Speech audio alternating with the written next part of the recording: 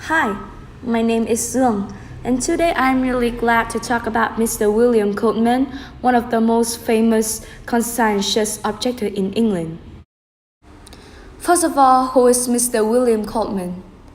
He is a conscientious objector who is known as a strong Christian believer that prevented him from taking up during World War I. William was born into a working-class family in Staffordshire, England, on 17 November 1891. Similar to most of his friends those days, he left school at the age of 13 and helped his mother to support the family after the early death of his father. On 8 January 1913, he married his wife, Eleanor Duong, who was then a domestic servant.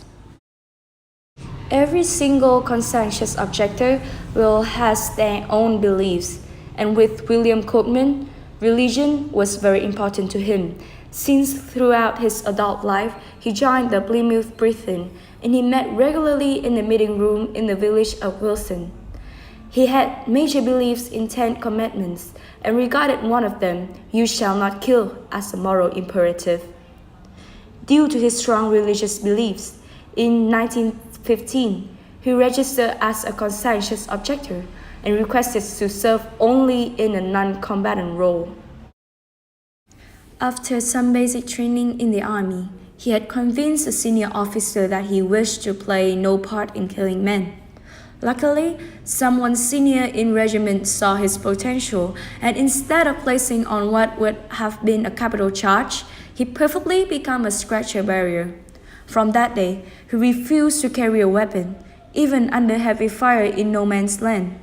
He often operated on his own, carrying injured soldiers from the battlefield on his back. He treated and carried many wounded men under heavy fire.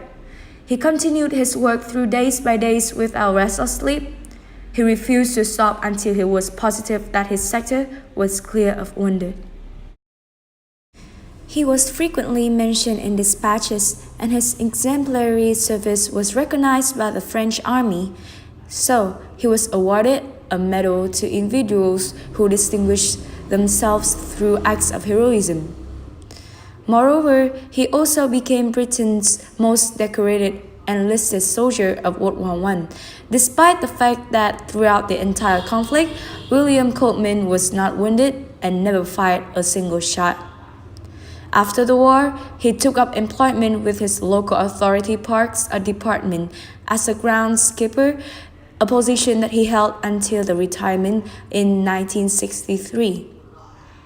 Overall, he is a hero in everyone's heart during the World War I.